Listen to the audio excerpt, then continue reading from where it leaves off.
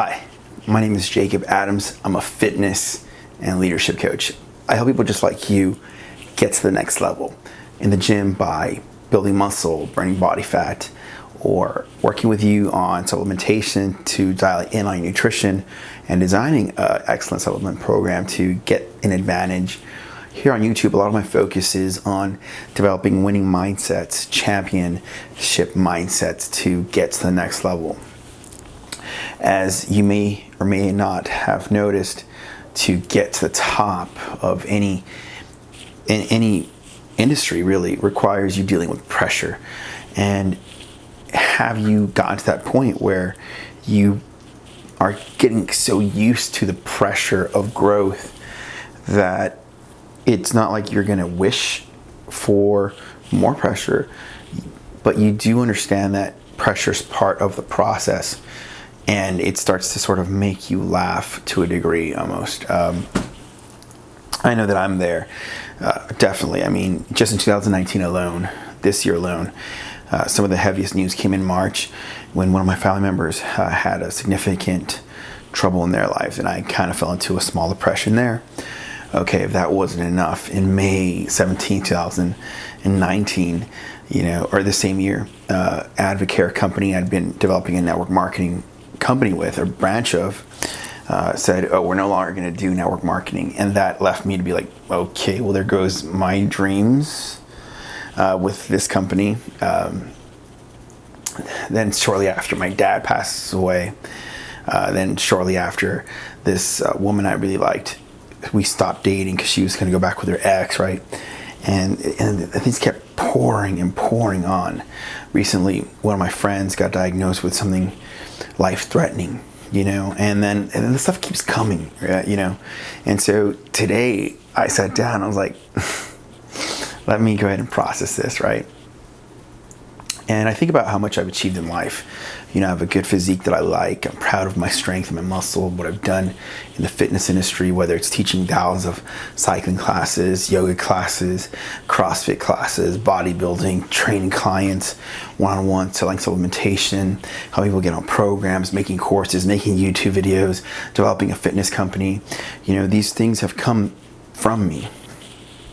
And I woke up today with a sense of pride that that's all been stuff that I've done. Side note, I've actually been focusing a lot on resting and recovering this last, 3 weeks, and I've been using this Whoop strap to do that. I don't want to get off on a tangent, so I'll just bring it back to what I was talking about. And so, all the pressure that's coming, like at some point, I feel that we find what we're willing to fight for. We find what we're willing to fight for and work for, and pressure sort of makes us step up to the plate. Pressure makes us dance, with you will, to the music. So in many ways, I felt that pressure is like music. It makes you dance, meaning engage with the challenge, fight with a challenge, establish your directives. And in many ways, without pressure, we won't change our direction. So that's my biggest revelation for today. And let's just, if that's all you want to hear, you can end the video here. If you want to hear more, I'll go into that a little bit more and elaborate on the topic that, let's just say, for example, I'll go through some of the challenges with my family member. I talked to him yesterday and I said, look, man, how are you handling all this change, all this stuff that you're going through? And he said, look, it's humbled me and it's made me see that I can get through this. Okay, all right. But it's been a lot of months to get here to where we can discuss it in this way. With the passing of my father, what I found in that struggle and that pressure is like I don't want to waste my life. I want to live life and my purpose, and that's one of the reasons I'm making this video. I could easily just say, the world doesn't need to hear my message of, pressure is like music, it makes you dance. And yet, I really feel that. I resonate with that. It's my truth, and it's a commitment that I've made to make the video.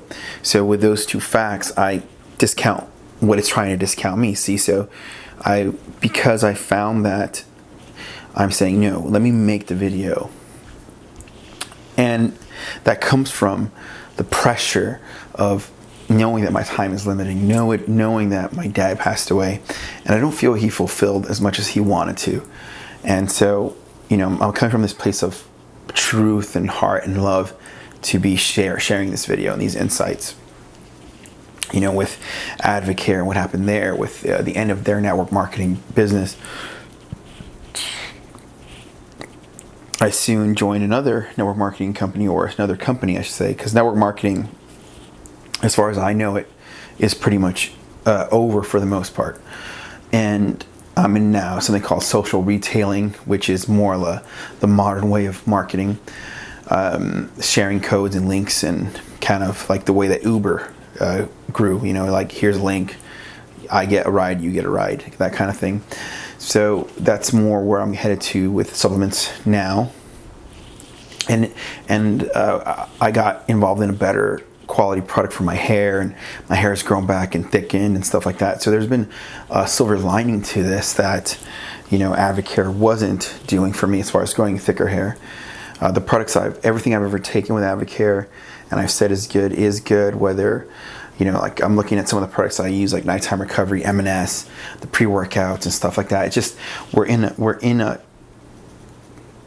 it's a change. There's so many changes going on in my life, in my business life, and even my workouts are different this year, and I'm getting back into bodybuilding and stuff like that. And all these things came from whether the injury made me look into bodybuilding and tone back. See, the injury made me tone back and get into recovery and get into bodybuilding.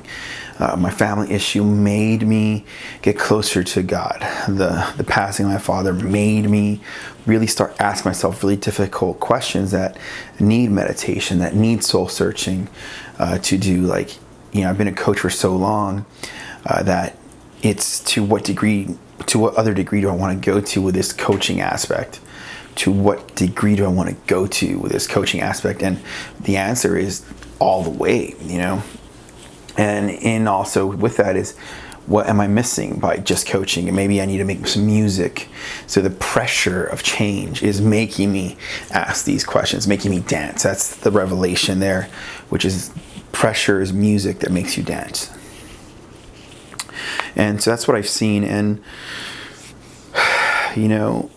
in having this perspective, it lets me sort of embrace pressure in a fun way, because it's not like I'm out looking for pressure like an idiot. Like, I'm not out looking for pressure like some kind of insane psychopath. Like, I'm gonna go get into a car accident because that will make me have to survive, or make me have to get a car, and that's pressure. Like, yes, that is pressure, and while that can lead to some levels of insight, that's like also kind of insane, right? It's definitely insane. Where the pressures that I'm feeling are like circumstantial pressures that the marketplace forces on me, life forces on me. They're a chance. They're like, I was in a car accident. It's like there's so much like chance pushing me that it makes me ask myself, like, to what degree am I willing to adapt or die? And this question makes me dial in on everything from how am I going to make my every area of my life improve, whether it's the hair on my head, like improve that, the hormones in my body, how am I going to improve that, my workouts, how am I going to improve that, my business model, how am I going to improve that, my videos, how am I going to improve that? And so the pressure makes me have to look for the answer. And in that respect, pressure is like music that makes me dance. So that's the biggest insight I could give you, and I keep coming back to that because it's easy to understand intellectually, and yet to engage with it on an integrated level, emotionally, intellectually, and with action. That's where the challenge takes place. I've had enough of these cycles in life and these challenges, these pitfalls, where I'm just it's not that I'm not afraid as much as the fear that I feel is understood as like an element of almost like a tool. Like, it's not necessarily a bad thing, the level of fear that I feel. It's almost like a respectable energy that You know, if you were jumping off a cliff, you know, you should have a heightened level of anxiety that would both, you have to have enough stillness to jump off the cliff and enough anxiety or fear to respect that you might die. That's what I'm saying. There's a certain level of where there's a certain moment where fear becomes a partner in your activities. And this is the biggest insight there, where even prior to today, even prior to a month ago or a year ago, if I look back to my philosophies on fear, I would have said fear is never good, right?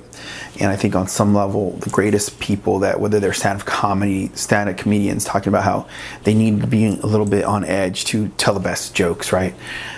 Stuff like that. There's a certain respect that people that are deep into their work respect about fear, that it's almost a very healthy relationship with it. And that's what I think that this video is about, is fear and pressure. If you can look at it like something that is good, you're not putting excessive amounts on yourself. A little pressure really makes you heighten your senses and really ask yourself the deep questions and be on a better level of performance. Okay, that's the difference in insight here. So in order to get access to this mindset, the first thing you want to do is reduce fear and pressure that is unnecessary. Meaning, just because pressure makes you dance doesn't mean that you want to not get sleep, for example, and now you have the pressure of no energy, and how are you going to get through the day? So reduce pressures that are unnecessary and leave only the ones that are needed to be dealt with. And then secondly, once you reduce those, to start dealing with the ones that are priority. For me, it's developing more connections online. So that's why I'm making this video, right? It's more of a priority. It's more of something that needs to be done sooner rather than later. But I can procrastinate and say, oh, I'm going to get to it.